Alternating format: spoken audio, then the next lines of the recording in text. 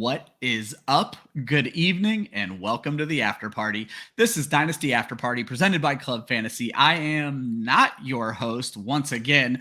Michael Sicoli is down under enjoying some other kind of football, so you are stuck with me this week, Ryan Weisse, much the way you were stuck with Joe Zolo last week. But the good news is when it comes to these Dynasty Focus shows, the hosts don't really matter. We're just here to help you get better. And the start that is going to be the permanent co-host of this show, Joel Wirth. Joel, how are you doing tonight, buddy? I'm good, man. It was a pretty crazy week at work. So always had the beacon of the after party to look forward to. So it kind of got me through the troubled seas of real life.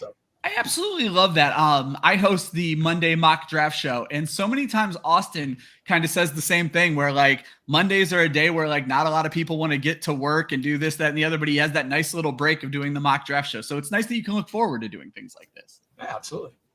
And we couldn't have asked for a better Dynasty guest. I have told Marvin this privately often. Marvin has always been my go-to for Dynasty advice, so I'm kind of like upset to share my secret, even though he has like tons of followers, and you should all be following him already. But he's always been my go-to. We have Marvin Elequin, who writes with the Fantasy Footballers. You've seen his work on Yahoo. You've seen his work with Dynasty Nerds. Marvin, welcome to the show, buddy.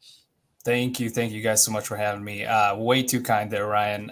But going off of what Joel said, this is a great way to end the weekend before another week of work. So I'm glad I can be here with you guys and just talk some Dynasty football. So thank you for having me.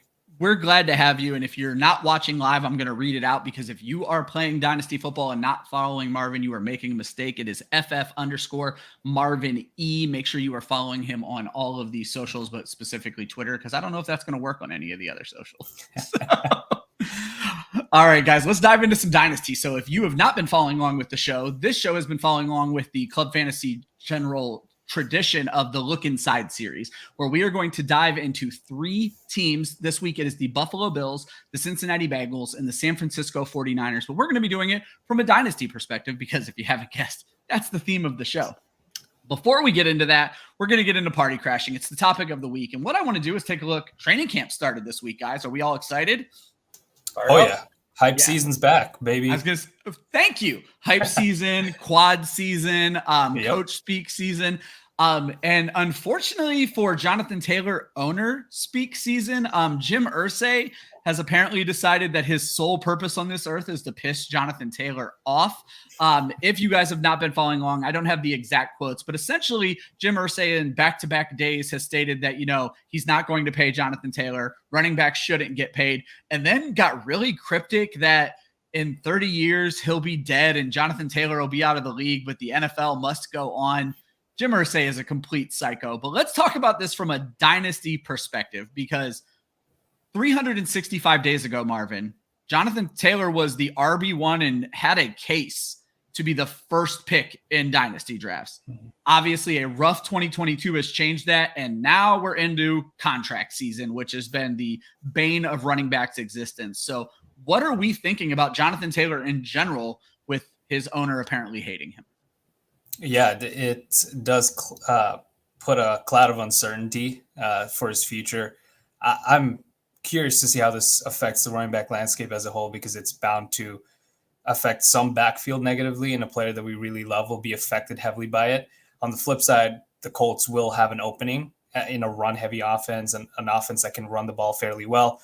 I'm still all in on Jonathan Taylor. I don't think it necessarily affects his dynasty value all that much. 3 years straight as an RB1 in fantasy usage and expected fantasy points. He's very much the guy, and I expect that to be the case wherever he gets traded. The question is which team would want to spend that draft capital to acquire him, but then also pay for him with that extension.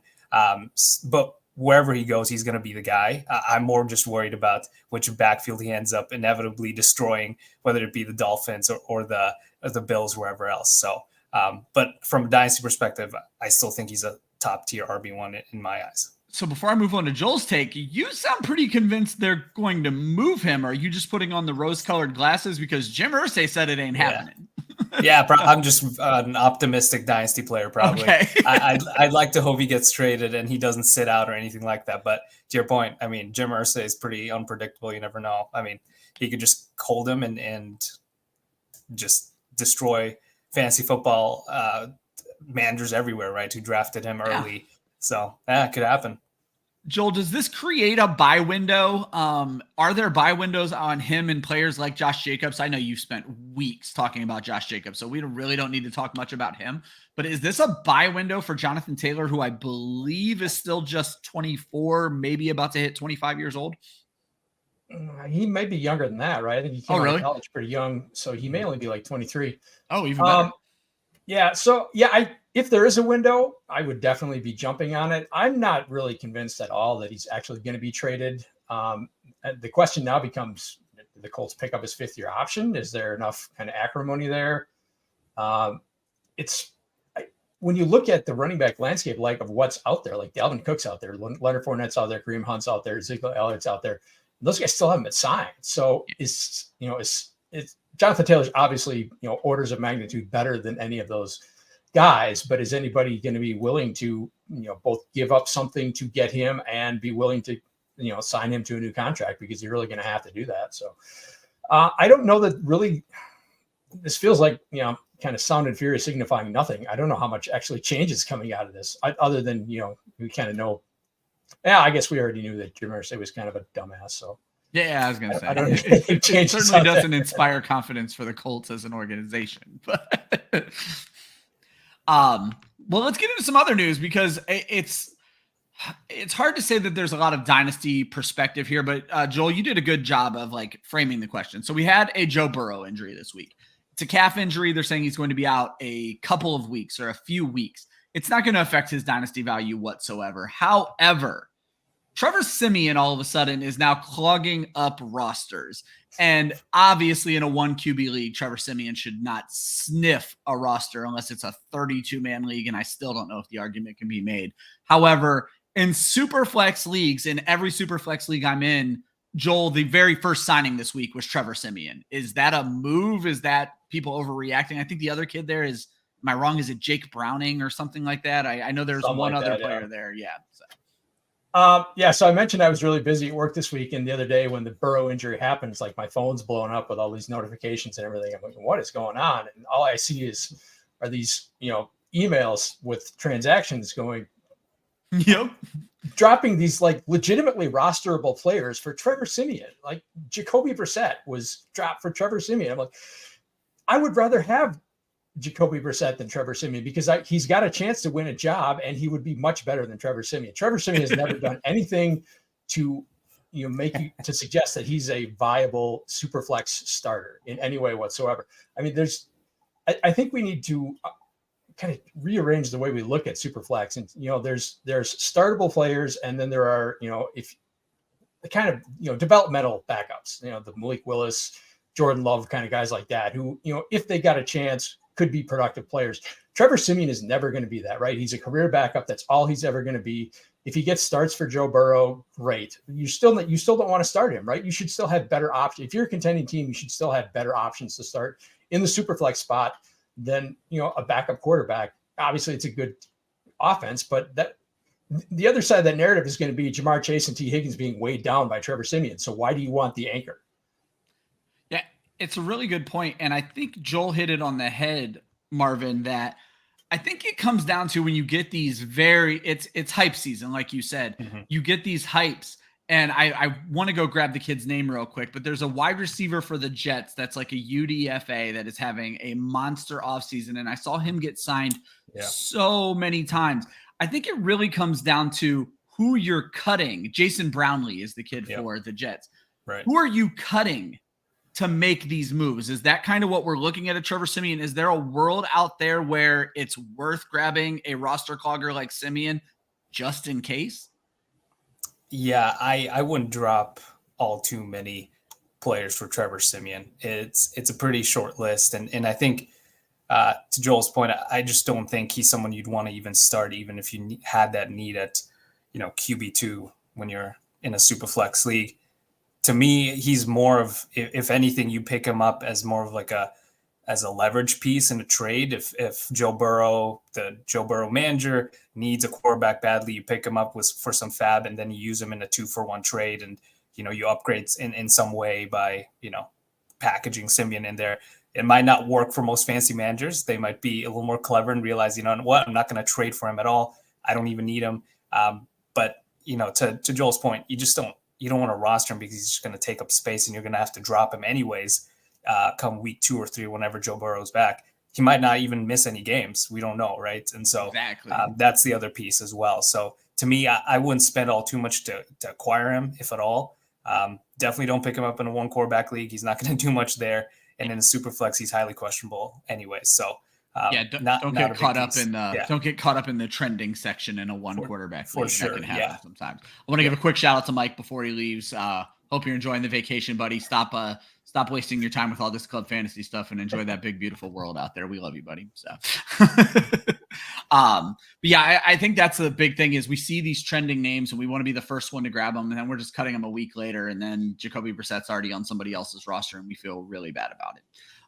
Joe, I know you follow IDP. Marvin, in all of our years of talking, I don't know how much IDP you are into, but Jalen Ramsey, I don't know if I think it was both meniscus that he tore in the knee, but he had surgery to completely repair the meniscus. He is out until at least December. Ramsey has always been an interesting case because while he plays like an alpha corner, teams will still target him. So in IDP leagues, Joel, there is value in Jalen Ramsey, but no longer. Yeah, Jalen Ramsey is, you kind of hit on it. He's one of the very few, fantasy IDP viable cornerbacks, right? Most of them just the good ones like the Pat Surtains or, Sauce Gardners, they just don't get thrown at and they really provide no value because they don't, they can't accumulate any statistics. And like you said, Ramsey does get thrown at and he does make plays. So he's probably the top, if not the top, one of the top cornerbacks in the league. So this is I've got quite a few shares in my IDP league. So this is a pretty significant blow. Marvin, you an IDP guy at all? I played IDP once, and I've been trying to convert some of my dynasty leagues into IDP. It just hasn't happened. But that's one thing I do remember is that you want to roster the bad cornerbacks, the ones that get targeted heavily because they rack up the tackles. So I'd imagine Jalen Ramsey, since he's tailed off a little bit, he's one of those guys. So it's definitely a blow for IDP. It's funny, even before he tailed off, I think he was enough to get under QB's skin where they just always targeted him. So he's been a fun one for IDP and he's out till December, certainly worth holding in a dynasty league. Guys, is there any training camp news? I'll start with you, Marvin, that I missed out there that you felt deserved some mentioning, or are we cool to move on? I think that about covers it. Those are the big ones. I mean, there's always hype pieces everywhere, but to your point, always temper your expectations because everyone looks like they're having a career year at this point, right? Until we actually get to the season. Joel? Before we came on the air, I kind of hit Twitter real quick, and it sounds like both Kenneth Walker and Zach Charbonnet are hurt. Yeah, I wasn't sure if you're going to bring that up, and you hate seeing the word indefinitely next to anybody, and that's what they're calling Zach Charbonnet right now. So how bad of a shoulder injury is this? Pete Carroll said, I think they're both going to be out a while. And like Pete Carroll is like Captain Optimism for these, with these injury cases. So that's kind of nerve wracking. So we're going to hit on a trade later that I did that involved Kenneth Walker. So I'm kind of nervous about that. But it is what it is. They're all running backs. So, we have to expect this. And honestly, if there's a good time to have your running back or anyone get injured, it's right now because you've got 6 weeks to get ready for the regular season. And this probably keeps them out of preseason games, which are, probably more dangerous anyways. There you go. Quick answer from both of you here. He may have went undrafted in a few rookie drafts because of the fact that they draft Zach Charbonnet. Is there any value in Kenny McIntosh right now, Marvin? Yeah, I'd roster him. I definitely would pick him up, but I don't feel great about him anyways. Not high draft capital at all. So I'd roster him though, just in case. Joel? I have a significant number of shares just because I remembered last year when Travis Homer and Tony freaking Jones were waiver wire darlings, right? I don't know, week 12 or something like that. So I love it. Third of running backs and fourth running backs get run in Pete Carroll's team. So there you go. I've got so when you see teams already, when you see that 7% rostered next to Kenny McIntosh's name, that's Joel. Every single one. 5% of that is mine. I love it.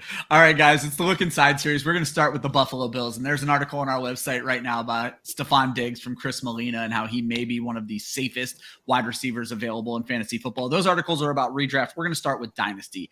And I really like this first question because he's such an enigma for dynasty managers, for fantasy managers, for everybody outside of best ball. And that is, has the community moved on from Gabe Davis too quickly? You have people like me who watch from a 10,000 foot level and are enamored with Khalil Shakir, but he was, I believe, a 5th round pick last year.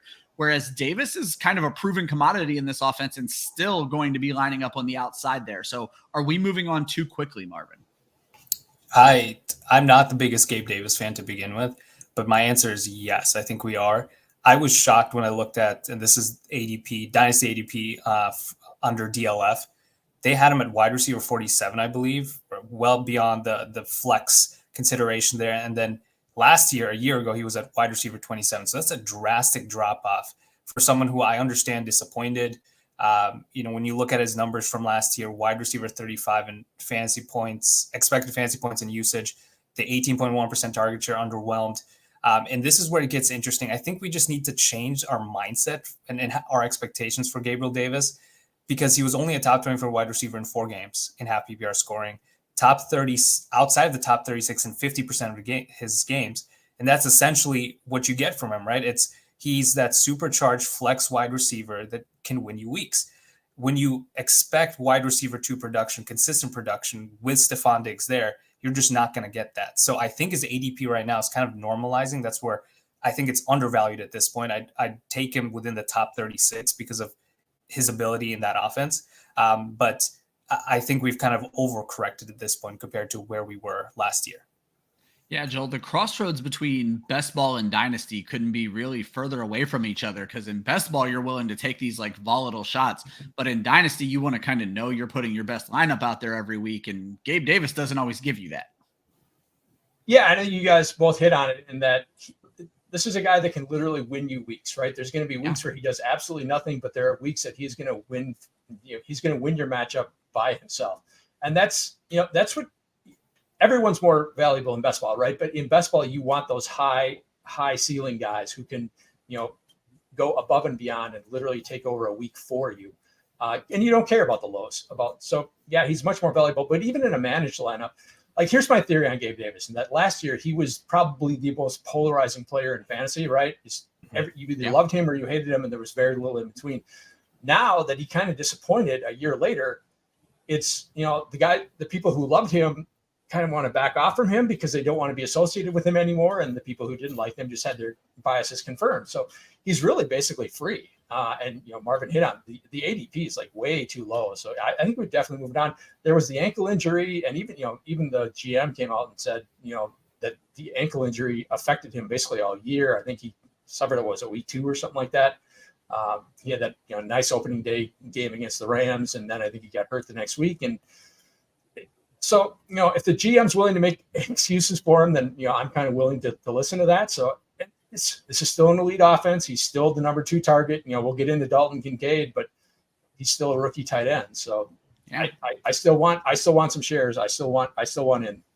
Well, what's interesting about Davis is, they've brought in guys to play the slot almost exclusively. Deontay Hardy on top of Khalil Shakir last year. There's no replacement on this team for Gabe Davis. There were rumors they were kicking the tire on DeAndre Hopkins. It clearly didn't go down that way. So whether you love him or hate him, his role feels secure, and there's something to that, right, Joel? Absolutely. Yeah. I mean, he is the number 2 option in that offense. He has a role, right? He has a defined role. He's the lid lifter on the defense. He's the 9 route guy. And, he's kind of like a lot like Mike Williams, right? In that he's not super efficient, but he gets targeted.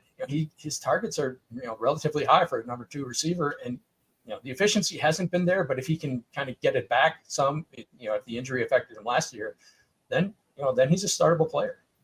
I like that. Looking at James Cook, rookie, second-year running back now, who looks to slide into a more of a premier role with Devin Singletary moving on to Houston. Looks like his startup value right now is 104th overall. He is the RB30. Marvin, is he going to beat that ADP this year? Yeah, I struggled with this one because I wasn't the biggest James Cook fan with him coming out of college last year. My evaluation had him around that like 70th percentile range, which for a second round or a day 2 running back, I should say, is not the greatest. You'd want them a little higher. And that's because he just wasn't very productive or efficient. He was efficient. It wasn't necessarily super, super productive in college. But at this point, I actually don't mind that ADP. I think he's priced around where he should be. And again, similar to Gabe Davis, I think we're maybe overcorrecting because he didn't necessarily do all too much last year. But he's going behind guys like Montgomery, Isaiah Pacheco, who I'd much rather have James Cook over Pacheco at this point. And I think that price bakes in that risk of a pass-heavy offense that caters to their receivers and the addition of Damien Harris. But with that being said, I think James Cook is that big play guy. If he's used in a pass-heavy offense as that receiving back, there is value there. I just don't know if his ceiling is that of, an RB1 or a consistent RB2 if he isn't the sole guy. And I'm not sure he'll ever be that there, but there is value in him being that flex running back, and his price reflects that. So I think he's right there. He could beat it, but I'm fine taking him at that ADP for sure. Joel, RB30 made sense for me in redraft, but in Dynasty, we're talking about a second-year player who is set to lead the backfield for a premier offense. To me, from the outside, that sounds low. Yeah, I think it is. I would have him, like Marvin said, I would have him well above Isaiah Pacheco. I think he's just a much better player, even though I'm not the biggest James Cook fan. But I think James Cook is kind of like the George Pickens of running backs, right? And that he's had a lot of splash plays, but he didn't have a lot of volume, nor was he super efficient with his volume. But he did, he's on a team that's going to get a lot of TV time, that's going to get a lot of exposure. So yeah, I think the offense is enough to carry him into, what should be, like Marvin said, just into that flex range. He's not someone that I want to rely on as my RB2, but like if you're a guy like me who's fond of running ZeroRB type rosters, he's a guy that I'm willing to salivate a starting running back going RB30. Exactly. The Damien Harris edition kind of makes me a little bit nervous because I think Damien Harris is a much better player than Devin Singletary, but we'll see how that shakes out. They also signed Latavius Murray, so we don't know what they think of Damien Harris. It's not like he has a long health record, track record either. So I asked a form of this question on Wednesday when I had the privilege of doing a show with Liz Loza, name drop. But for redraft, the question didn't hit as well. But I think for Dynasty, there is something to this question. When I was doing my projections for redraft this year, 3 running backs felt like they were almost all in identical situations to me. And that is James Cook, Rachaad White, and Brian Robinson. Second-year guys moving into a bigger role, kind of a different scheme for Robinson and really for White as well. But they're all kind of in very similar roles. White and Cook have the passing value. Robinson has, the short yardage touchdown value. I would ask you guys, let's play a quick game of keep, trade, cut. So, Joel, I'm going to put you on the spot since you're not the guest. I'm going to give Marvin a little time to think about his answer. In strictly Dynasty value, you have all 3 of them on your roster. You're going to keep one, you're going to trade one, you're going to cut one. Obviously, the game, but the trade value, especially in Dynasty, I think means something for this game. So I'm glad we got to play it. Keep, trade, cut, Brian Robinson, Rachaad White, and James Cook. If it were up to me, I would keep Cook, trade White, and cut Brian Robinson. I think the market would probably have Rachaad White a little bit higher than James Cook. But I would have Cook higher just because, I think Cook is going to be he's going to get the run, like the hurry up offense, right? For the Bills, okay. 2-minute offense, 4-minute offense, whatever. And I think, given their schedule and given the quality of their offense, I think that's going to be quite a bit of time. So I think even though, Rachaad White may be kind of he may get more snaps straight up than Cook, I kind of like Cook better. All right. Marvin, any difference in your answer? It's very similar in my answers as well. I would trade Rachaad White because I think his value is a little higher right now. There's a lot of buzz with him being a 3-down guy, and I'm not necessarily sure that that's the case. And then at the same time that lasts beyond this year necessarily. I just have my question marks about that offense and what that could look like a year from now. And so James Cook, I would keep because I think there's a little more continuity on that offense and the coaching staff and the quarterback, of course. It's just a tough offense to not have a share in at all, right? And if you have that opportunity to get someone like a Gabe Davis, like we talked about, or James Cook, I'd rather have that over Rachaad White in a worse offense. And then I would cut Brian Robinson, though they're all interesting guys. To you guys' point, it's just all about the usage and how it differs, right? But I would want the pass catching upside over just the 2-down grinder that we get from Robinson. I think what's becoming clear as I ask more and more smart people this question is that I am in my head valuing Brian Robinson way too high. I agree with your guys' answers, but the fact that I lump them in together and everyone's so quickly like Brian Robinson doesn't belong in this group. Brian Robinson clearly doesn't belong in this group, so he's going to be an interesting one to watch this year. Joel, you kind of alluded to this earlier. I don't think we're going to be able to really get away from the Buffalo Bills in Dynasty without talking Dalton Kincaid, widely regarded as possibly the best receiving tight end in this draft. Obviously, there's Twitter debates about that, but when isn't there Twitter debates? So, Joel, are we going to have your typical rookie disappointment tight end? I think it's okay to throw that word in there. Or is there a chance we're dealing with the second receiver in this offense, regardless of his position saying tight end? I very much think we need to treat Dalton Kincaid as the general standard rookie tight end. I didn't like him very much, or at least as much as many other people did as a prospect, right? He's old for a prospect. He's like 24. Most of his production in college came against really bad defenses. He was a terrible blocker, like literally as bad as blockers you can get. So his only value is being split out. And, if you're Jimmy Graham, that's fine. But if you're anything less than that, it's really hard to get enough snaps to be valuable, to be a difference making tight end. And they've committed to Dawson Knox. He's probably their inline tight end. I think this destroys whatever value he may have had. Just because I don't think he's going to get, nearly enough volume to be a fantasy producer around him, and other than, the random touchdown. But yeah, we have studies that say, if you have a receiving back who gets a lot of volume, then it kind of takes away from the tight end and vice versa. So, if you're in on Cook, then you kind of need to be out on Kincaid, or, like I said, vice versa, whichever way you want to go. Yeah, Marvin, Kyle Borgognani, who you work with over at the Ballers, has always kind of pointed to how running backs and tight ends targets affect one another. So is this a situation where if we believe James Cook could be a premier receiving back, is it Dalton Kincaid who is likely to suffer as someone who's really going to maybe play slot wide receiver? Because let's not forget, they gave Dawson Knox a pretty decent contract at the beginning of last season. Yeah, I think they could definitely take away from each other. That's when data shows that, and it makes sense in that offense. Then you factor in what we historically see from tight ends, rookie tight ends specifically, does start to worry me a little bit. We've only seen one tight end, one breakout in a rookie year since 2000. That's Kyle Pitts. And even then, I think most fantasy managers felt disappointed by that, even though he had over 1,000 yards. So. Pretty good season for a tight end. And then most breakouts historically happen in year 2 and 3, about 75% of them. Right. So it makes me lean towards staying away, especially in redraft. At his ADP, I'd much rather have some of the other guys in that range. From a dynasty perspective, I feel confident in what he'll be long term. In my evaluation, he graded as a 90th percentile tight end. Him, Michael Mayer, and Sam Laporta all were in that range. And historically, 100% of tight ends with first-round draft capital in that range have at least one tight end one season within their first 3 seasons. So I feel pretty good about where Kincaid is, where he stands historically. With that being said, it's probably going to happen in year 2 and 3. And to your point, there's a lot of, I hate to use the term mouths to feed, but there are a lot of better receiving options in that offense, arguably, right? And so I temper my expectations. I think he will be a tight end one long term. It may just not happen this year. Let's end this segment with did Ryan screw up? Because you mentioned, Marvin, that there are other players in that range you would rather have.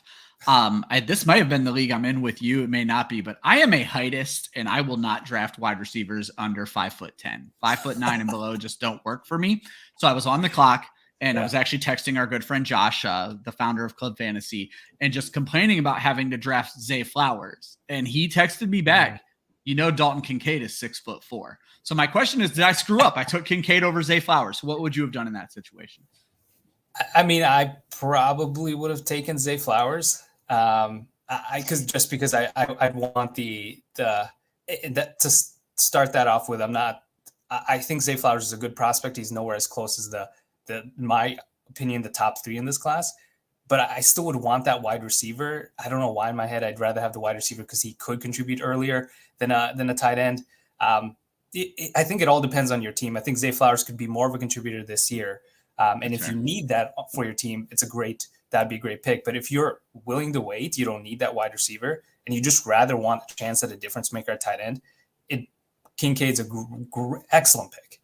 So I feel better because this is a rebuilding team, and that was kind of the goal there. Plus, he's not 5'9". Joel, did I screw up? I will say this: I didn't love Zay Flowers either, but I would have taken him just because I think he's got the better chance to kind of,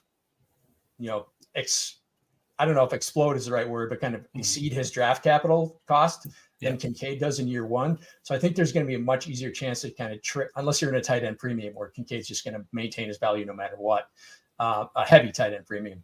I think Flowers has the better chance to kind of, maintain or exceed his draft capital value and trade at the end of the year than Kincaid does, who I think, you may be able to trade back in on cheaper than, the late first round draft capital that he cost you. What an interesting point that I would have never, that's a great connection to make because the value I could have gotten of Flowers at the end of the season might be worth the most to me.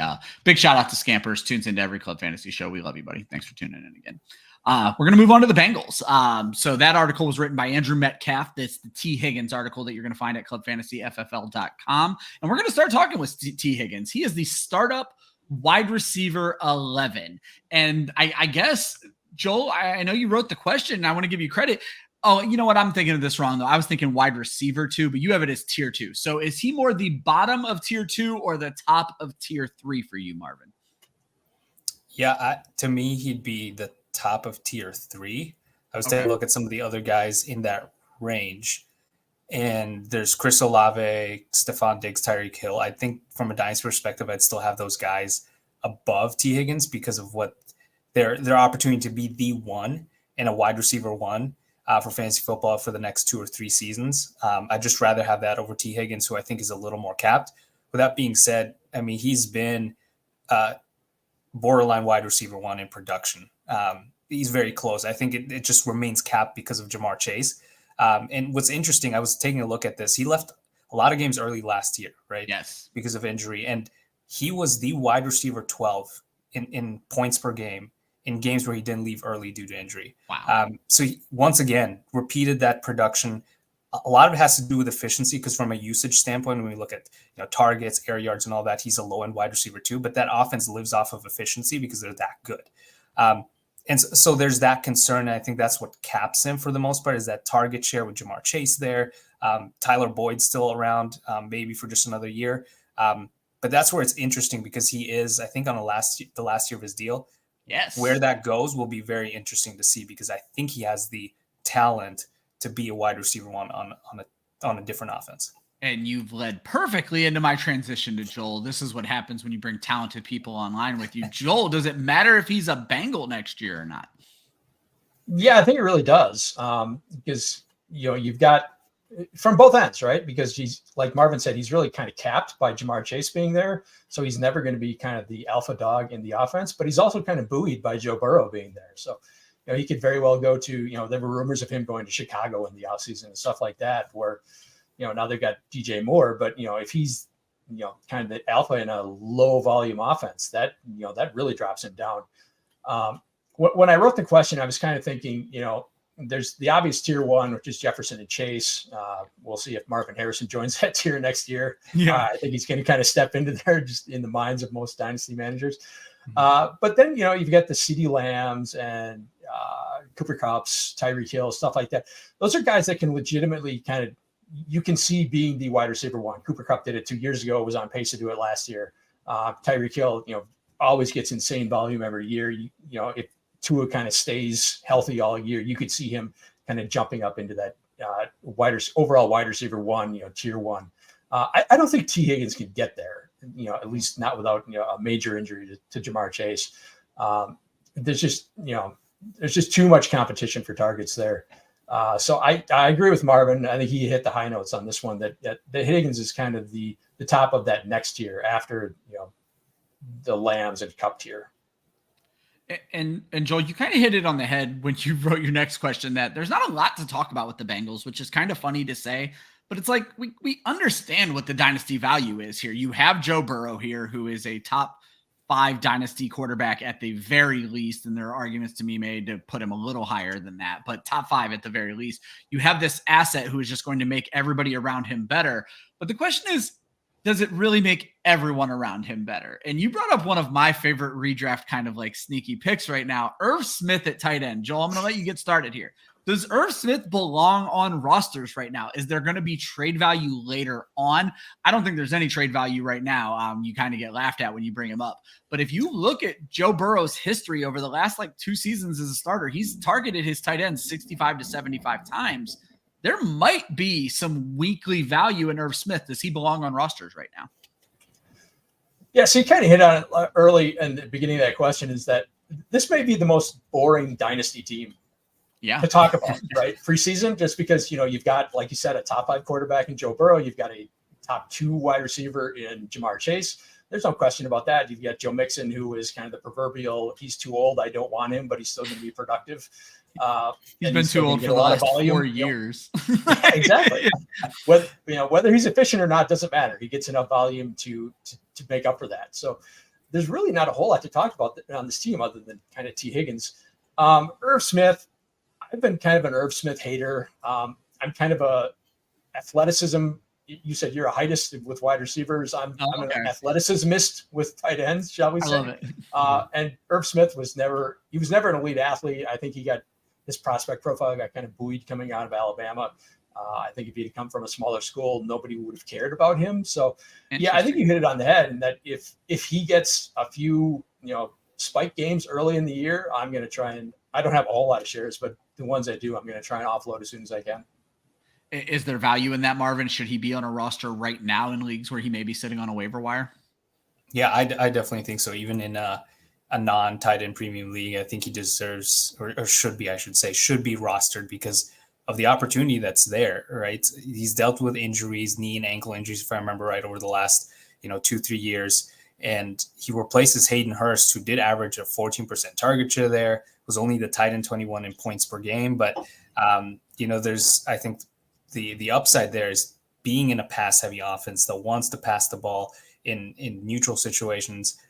If you have Irv Smith there as a bye week fill-in, or just don't rely on him as your tight end 1, that's the big thing. But if you have him there on your bench, he can sit there and potentially accrue value, and then you can either trade him or you could keep him. Maybe he develops into a consistent piece, and they do extend him at that point, right? He's only in a 1-year deal, so there's risk in that. But when you're taking dart throws at the tight end position, you want guys in a high volume offense that could catch touchdowns, right? Because past, tight end 7 or 8, that's all it is, right? It's guys that could catch a touchdown at that point. So I still think he holds value, but it's a pretty low floor for sure. And I think it's worth mentioning again that he's on a 1-year deal. So this isn't also a guy that you need to hold if you think he's going to all of a sudden blow up in this Bengals offense. He's not. Trade him. And that kind of led me to my last question with the Bengals. And this is a pretty tough question to ask you guys because I'm asking you to predict the future, which, why can't you? Is there value for rookie Chase Brown outside of 2023? I think there's a little bit of value certainly for 2023 as the backup to Joe Mixon. But I think the dynasty community likes Chase Brown a little bit more than the NFL community because he was a 5th round pick, if I'm right, maybe even a 6th round pick for the Bengals. So they did not invest into him highly.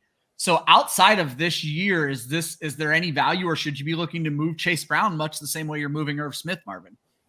Yeah, I would move him if you can get, a 2nd round pick, even a 3rd round pick. To your point, 5th round pick in this year's draft, those rarely hit. And I know we always remember the ones that do hit, but there are a ton of them that don't. So many that don't. Exactly. And so my gut feeling is that if they move on from Joe Mixon, which I think they will, they'll probably just draft another running back in a class that actually has some solid prospects coming in again next year. They'll find someone in the 3rd round or 2nd round. And so I don't think he'll have any long-term value there. And so I would trade him if you can. Joel, do you concur? Yeah, 100%. I don't think there's any way that he is the heir apparent to Joe Mixon. So if and when they do move on, they're going to replace him whether it's through free agency, whether it's a trade for Jonathan Taylor, whether it's Braylon Allen or Travion Henderson, it'll be someone else. Yeah. I love that. So when it comes to the depth guys on the Bengals, it sounds like these guys both agree, move on from them when they have those big weeks, get the value while you can. We're going to finish up the Look Inside series this week with the San Francisco 49ers. The article on our website is from Austin Amendolia, my co-host on the Mock Draft Show on George Kittle. And Joel, you couldn't have asked the better first question, because I think it's really the only question on anybody's mind is, who is the quarterback for the San Francisco 49ers? It's certainly, after today's 24-hour news chatter, sounds like it's Brock Purdy's job to lose, Joel. Yeah, I agree that it's Purdy's job to lose, but I think he could lose it. And so I'm not out on Trey Lance entirely Interesting. yet. Just like, and I think Sicoli and I talked about this earlier, like Brock Purdy really didn't show enough, or at least to me, to suggest that he's like a long-term option, right? He never beat a team east of Glendale, Arizona. He never beat a team with a really good defense, right? They beat Dallas in the playoffs, but that was more because Dak threw like 700 interceptions more than anything. And Zeke Elliott's a terrible center. So I always forget that was Zeke's last play as a Cowboy, and just how tragic that is. So, and now he's coming off a pretty serious injury, right? And he was never, he was the last pick in the draft. He wasn't an elite athlete to begin with. So I think there's still real questions about Brock Purdy's ability to kind of be the long-term answer on this team, even though, everything from the coaching staff and the front office is saying he deserves to be. This is not a team that's going to be patient, right? If they struggle coming out of the gate, if he doesn't look like he's ready, they're going to move on. And I think there's a pretty decent chance of that. That's interesting. You're the first person I've heard say it that way. And Marvin, I'm just going to have you continue on that thought. I'm going to throw another monkey wrench out there for you. There was a report that also came out in these last 24 hours, to Joel's point, that they felt like the 49ers would turn down a significant offer for Trey Lance. So does that lend credence to what Joel is telling us here, that they're not even ready to make this decision that Kyle Shanahan sounds pretty confident to make? Yeah, it's just all leads to the fact that there's a massive question mark for that quarterback position. And I'm not even convinced that if Brock Purdy is the starter week one, that he retains that necessarily. It's one of those situations where I just try to avoid them from a dynasty perspective. I don't try to acquire them.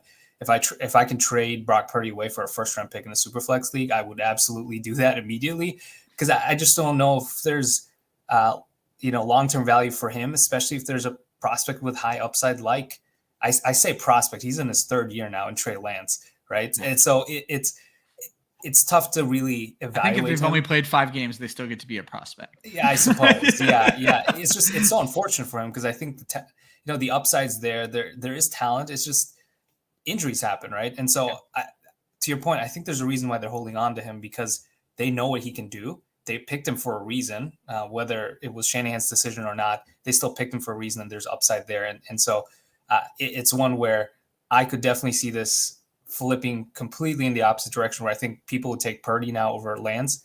I wouldn't be surprised by the end of the season if Lance is the higher dynasty quarterback in value over Purdy. Joel, what are you offering managers for Trey Lance right now in a Superflex league? You don't have to. Like earlier in the preseason or offseason, I was paying a late first for him. You don't even have to do that now. Most people are trying to get out. Like the question, like Marvin said, is Brock Purdy. If you can get a first, I'd be all over that, but I'm not seeing that. Like, I think the best you can do for him is a second in value. So I don't think the community is really fully vested in Brock Purdy either, even though it's a pretty plum gig. And let's remember, kind of to Marvin's point, this is a team that's gone to the NFC Championship game twice in the last 2 years, but they've needed 3 starting quarterbacks last year and 2 starters the year before. So, they've run through a lot of quarterbacks. So they're not going to give up Trey Lance on the cheap in any way whatsoever. Like you had rumors about somebody would offer a second or a third. There's no way they're giving him up for that much. No way. You kind of hit this perfectly, and it put a very stupid question in my head. But when you get me hosting, you get stupid questions sometimes. If you're the Brock Purdy manager and someone offered you Trey Lance, would you accept that trade, Joel? Absolutely. yeah, I want to be covered on that. I will take that. Oh, I apologize. Straight up, they want your Purdy for their Lance. Would you flip the two? Do you like him that much more? I would do that, yes. I told you it was a stupid question. Your question made it sound like it was a normal question. No, you're getting dumb from me. So, Marvin, you own Brock Purdy on your roster. They're offering you their Trey Lance for your Brock Purdy. Do you make that trade? I would if I can get something on top of it. Because I think Purdy right now is, to Joel's point, I think the Dynasty community as a whole is very hesitant to invest in this quarterback room. But I still think Purdy's the more valuable guy based on some of the offers I've received and I've seen. And so to me, if someone wants to trade me Trey Lance, who clearly is quote unquote the QB3 right now, I'd want something on top of that to trade away Brock Purdy, but in my head, I'd be fine gambling on Trey Lance because I think the upside is still there. We just truly haven't seen much of it yet. I like that. In a community where coach speak percolates so much, it seems like it's not happening with this San Francisco quarterback room, because you guys have both kind of said there's not a ton of value in Brock Purdy and you're not getting the deep discount you would want out of Trey Lance. So it sounds like even though the San Francisco 49ers are saying one thing, the Dynasty community, or at least Dynasty players, aren't quite buying in yet. There's a hell of a lot of talent surrounding whoever is the quarterback there. And so you have Deebo Samuel and Brandon Aiyuk. Do you guys have strong feelings for either one of these guys? And are they both 49ers for a while? How do we feel about this wide receiver room moving forward, Marvin? Yeah, when I was reading into this question, I struggled because I think Deebo is the one that stands out based on the season he had the year before. Yeah, 2021 is a flag he's flying high, at least in Dynasty community. But right now, that's the season that's looking more like an outlier than all the other ones. And so we saw this past year his target share dropped to 23%. His air yard share dropped from 27 to 15%. Just the lower depth of target, but obviously he's a yak machine, so there's that. But that's also hard to sustain, right? As you get older, and we see that regress all the time. And we saw that in his fantasy points over expected year over year. That's why it dropped so much, his productions, because he just wasn't as efficient and the volume dropped. Just a bad combination, right? You don't want one can drop if the other one increases, but you can have both drop. Exactly. And then the opposite of Aiyuk, who is at an ADP is quite a bit lower than Samuel. He set a career high in air yards at 33%. They essentially had the same target share at 23%. For both the guys, the floor is pretty low because of the quarterback situation. The volume could fluctuate, but the ADP disparity has me leaning towards Aiyuk. And so he's the one who I'd rather have. And I believe he's like 2 or 3 years younger as well. So give me the younger guy at a lower ADP who could have the upside to be there long-term as the wide receiver one. I just saw someone bring this up, and I wish I could remember who it was. It may even have been Josh on our show. But the other thing about Deebo Samuel is the fact, Joel, that he plays so many snaps at running back. And let's not forget the world is devaluing running backs right now. So in a way, that should be hurting him as well. So, Joel, same question. Do you have strong feelings about either one? And do you think they both remain 49ers for the future? Because I believe, did they re-sign Brandon Aiyuk recently, or is he due? No, he's a free agent for this year. So I think he's the same class as Tee Higgins, right? That makes absolutely. Yep. So I think Marvin and I are sharing a brain on this one, in that I would much rather have Aiyuk at his cost than Deebo at his cost, right? And for Dynasty and for redraft, in Dynasty, Deebo is a really tough sell right now. He's hitting that age. He's 27. I think he'll be 28 by the end of the season. So he's a tough set, even though he's a very productive player. He's not someone that people want to trade for, right? You can't, even contenders kind of don't want to trade for him. And, some of that may be a function of the uncertainty of quarterback and how this offense is going to look. They've got Christian McCaffrey for the entire season now. So what does that do to, Deebo's rushing attempts, which are a big part of his value, right? And he's even come out and said, last year when he was holding out, that he didn't want to do it as much. So I think there's a good chance that just collapses altogether. It doesn't become a part of his. He's still a valuable player, but if he doesn't have that, kind of that extra volume from the rushes, that his value drops quite a bit. And Aiyuk had kind of a mini breakout last year. It was kind of muted just because there's so many targets on that team. There's only one football to go around. But Statistically, so many targets, so few quarterbacks by the end of the season. I think he had a real quiet breakout. So he's the guy I would much rather invest in. And like Marvin said, his cost is, his ADP, even in startups, is lower than Deebo. So he's the guy I would rather have, especially when you consider the cost. Yeah, folks, I focus almost exclusively on redraft in my content. I was shocked to see that Brandon Aiyuk, I think, is going off the boards as like a wide receiver 30. He was the wide receiver like 16 last year. Seems like an immense value in redraft leagues as well. And Joel, of course, we're not going to get out of here with not a little bit more zero RB talk. And I think Elijah Mitchell, sort of like we were talking about back with James Cook, Elijah Mitchell is the kind of running back that zero RB builders pray for. And Joel, that's how you build your teams. And I think in Dynasty, there's a lot of credence to zero RB style builds. Yeah. And, we've talked about earlier in the offseason on some other shows that you and I have been on, that I think Elijah Mitchell is one of the premier kind of zero RB targets, if that's the way you want to build your rosters, right? In that, even last year when McCaffrey got traded, there was still a lot of frustration with the McCaffrey managers that, he was getting pulled in the second half, or not pulled, but, he was getting series off and stuff like that. And Elijah Mitchell was coming in when he was healthy and kind of taking over for him.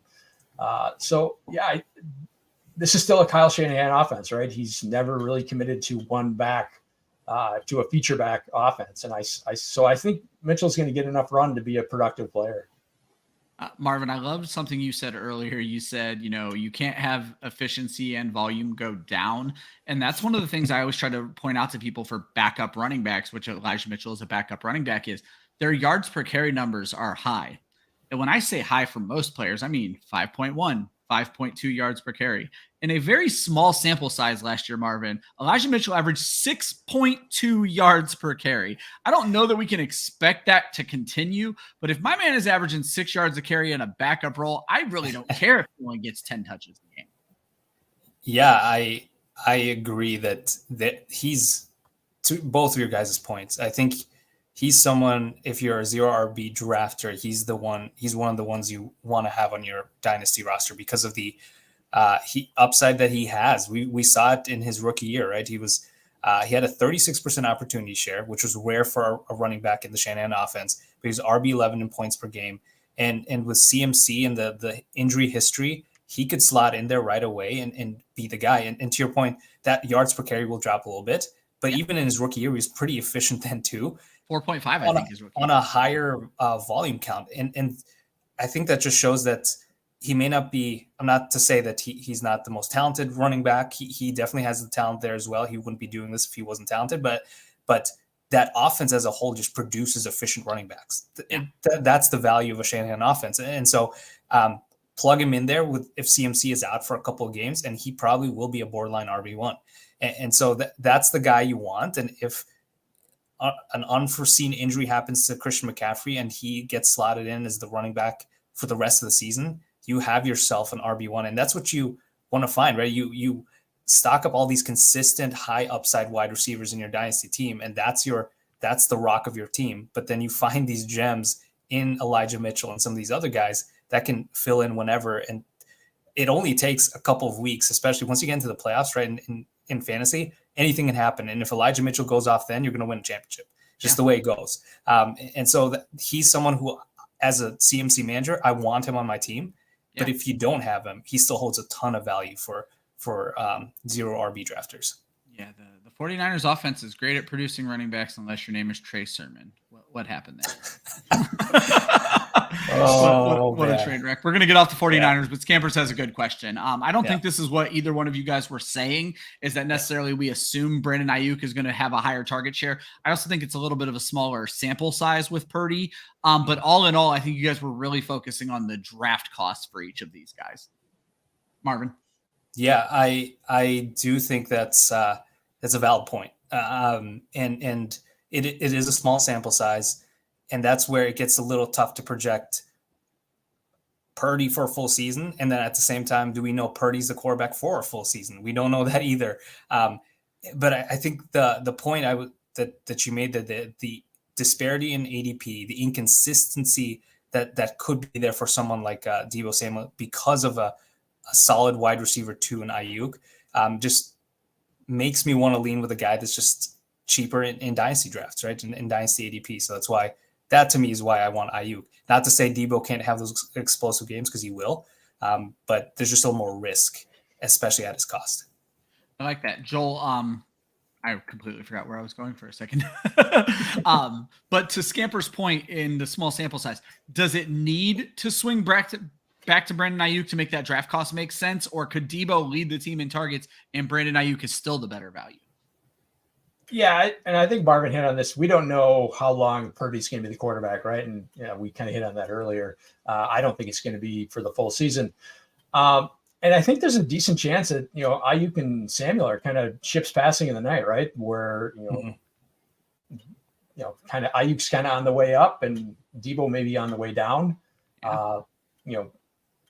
Development isn't linear, right? So everyone does it at a different rate. So, you can't just expect, year two is going to be better than year one and year three is going to be better than year two. Sometimes it's, year 1 and 2 are pretty flat, and then year 3 comes along and you get that kind of logarithmic development curve where, he kind of has like we said, the mini breakout in year 3, and then he kind of explodes in year 4. So like Marvin said, at that draft cost, that's the risk I want to take more than Deebo's at his cost. And I think you both really reiterated this back in the quarterback section. The assumed change might be that Brock Purdy isn't the quarterback. I think you both kind of said that a couple of times. So that might be the assumed change there, Scampers.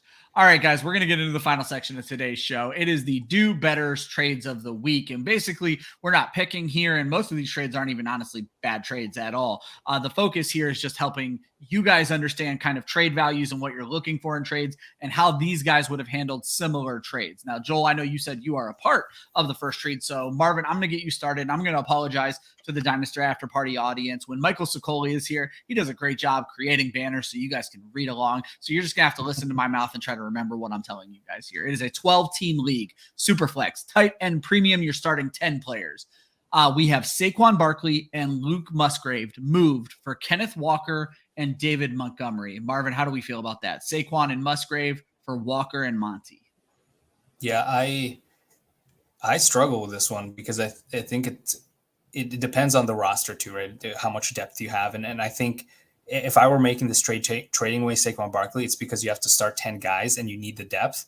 And I think Kenneth Walker has the upside to be still an RB1, even with Charbonnet there. And then David Montgomery, I think, is a sneaky play, right? Because I think he'll get some volume there anyway. So if you need that flex guy, I don't know if there's that massive drop off from Saquon to Kenneth Walker.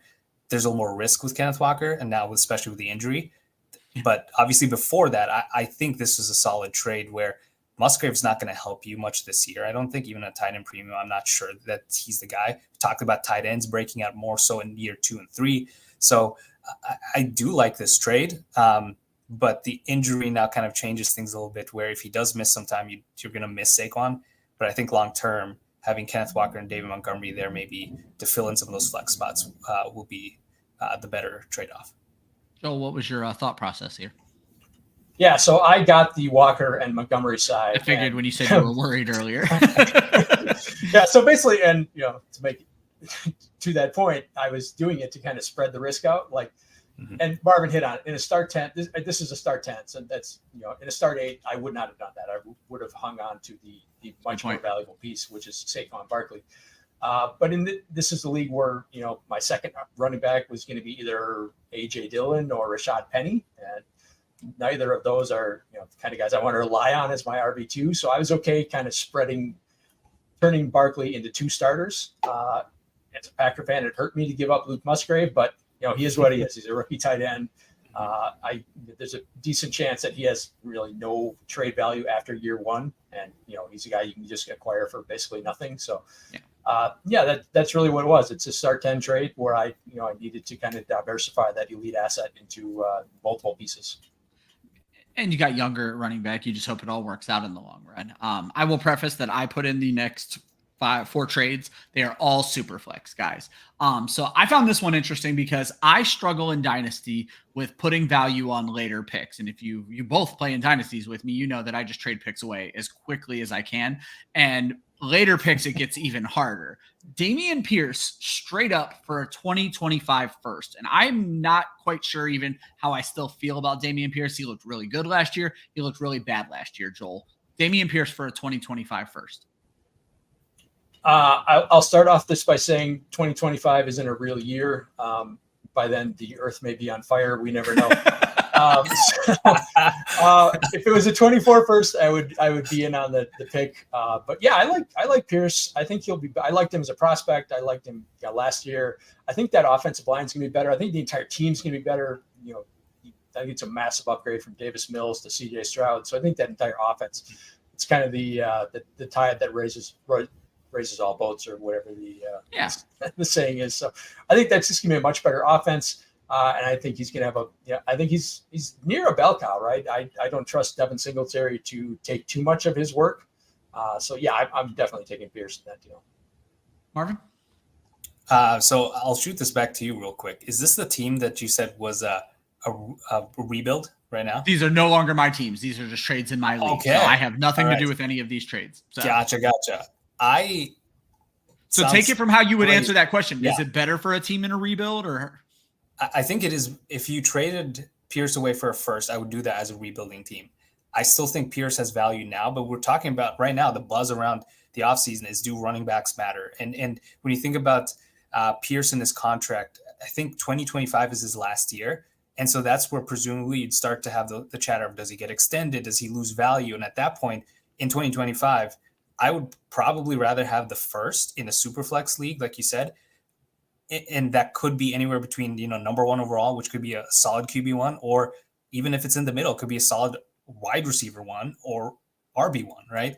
And so at that point, where I'd imagine in 2025, no one wants to trade for Pierce unless he lights the world on fire these next 2 years. So that's where my mindset is at, where I'd rather have the pick, because that won't lose value, where I could see Pierce losing value over the next couple of years, where that first is probably just going to accrue value over time. This is interesting to me because you two kind of approach this in a different way, Joel, unless I'm mistaking what you said. You said 2025 doesn't exist. So you're kind of saying, like, burn that pick with the world and go get the player who can win now. I'm going to jump ahead on this document because I am starting to receive trade offers involving 2026 picks in a league. And I'm like, goodness, man. So I'm going to throw the trade offer out to you. And this is not to shame anybody. I don't know how to feel about this offer. I have a team that's kind of middle of the road and could use a starter. We all know I don't care about 2026 picks or any picks for that matter, but the player he's offering me is old. Mike Evans for a 2026 1. And for me, 2026 is so far away. I'm like, I'll worry about that problem now. I need Mike Evans. And I understand there could be some questions about Mike Evans, but is that not being farsighted enough? Marvin, I'm going to start with you on this one because you're talking about, certainly nobody's trading me a 2026 1 for Mike Evans in 3 years. So. Yeah, I think that one is just a little too far out. That at that point, the world could be just, down. The league could be gone. Exactly. Yeah, exactly. Yeah, I think that's where, I think that's just a little too far out, where I think when I compare Mike Evans and Dameon Pierce, I would say Evans has clearly the proven track record. And even at his age, he has the profile to be a guy that could age well, even though he may not be back to that wide receiver 1 guy that, as he ages in 2 or 3 years, but he'll still help you now a ton. And I think the volume's still going to be there for him. But 2026 is so far out. 2025 is probably the latest where I'd consider acquiring a pick, or the furthest out, I would say, because 2026, anything can happen at that point. 2025, you can start to project maybe like some of the prospects that could be there, how this, the pick, whoever owns that pick, are they going to be a bad team in 2-3 years? But, 2026, that's so far out. I'd rather have the guy that will definitely help me now and who has the proven track record as well. So. Joel, do you feel similarly as you did with the 2025 pick that it's an inanimate object that doesn't exist? I feel even more extremely, and I don't know if you saw the eye roll. Yeah, I did. For me when you said 2026, Like I'm on the side that you should not even be able to trade a 2026. Yeah, I'll be honest. And this, allowed, right? This is shocking for me, Joel. I didn't know we could until I got the offer. Right. I'm like, how do I even have 2026 picks left? That's how I know this is a sleeper league and not MFL. And I think I'm one of the few MFL holdouts out there. Yes, you are. Who likes it better than sleeper. This is one of the reasons why you should not be able to trade a 2026 pick. Yeah. And kind of like the Dameon Pierce trade, like I'm looking at which of these assets is going to have more value in season, right? And obviously the Pierce side and the Evans side have more risk in that they could get hurt and their value could just completely evaporate. But if they do, what I expect them to do and be productive players, then they will be much more valuable assets in season. And I can do much more flexible assets that I can do more with in season than a 2025 pick, which probably is going to be valued, or a 2026 pick, which it should have no value at all.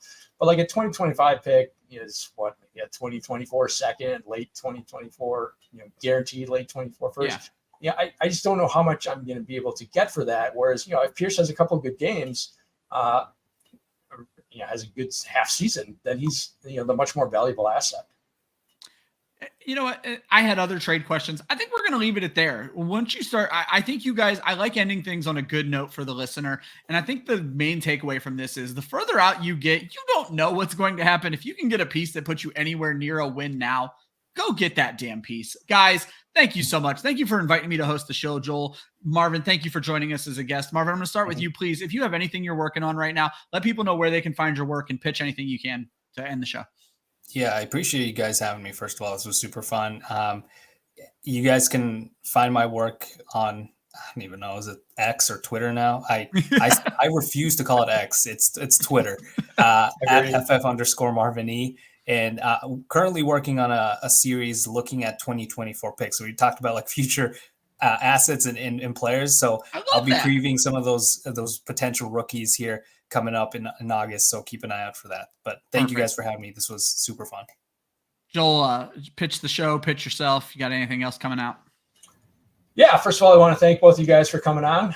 Ryan, appreciate doing the hosting. And Marvin, awesome to meet you and have you on the show. Sicoli will be back next week. So looking forward to that. Safe travels, brother. Take care. Obviously he's down under in Australia enjoying the World Cup. So looking forward to having him back next week. You can find me at Club Fantasy along with Ryan and Josh and Michael and everyone else. My writing is a bit sporadic, but I will tease that there is a kind of high level dynasty piece in the works and will be coming out. I was hoping to have it out by the end of the month, but like I said, my busy work schedule kind of put the kibosh on that, but it's coming. It'll be coming out soon. So look forward to that, and look forward to having Michael back next week. The good news about Dynasty is it can last forever, so your piece is still going to be great by the end of the month. Guys, you can follow all of us at Twitter. We all have it in our handles or in our banners right now, but I'm at the Fantasy 5. Marvin is at FF_Marvin E, and Joel is at the Joel Wirth. You can follow Club Fantasy at Club Fantasy FFL on all of the socials. Make sure you follow us on YouTube. We go live almost every single night of the week anymore. We cover you for fantasy football. We cover you for dynasty. We cover you for best ball. We cover you for fantasy golf. It is worth your subscription. And remember, dynasty is like a disco ball. It keeps spinning year round. So join the club. You can follow this show every single Sunday at 8 p.m. Eastern. They'll be back next week with the regular crew, Joel and Michael Sicoli. Have a great night.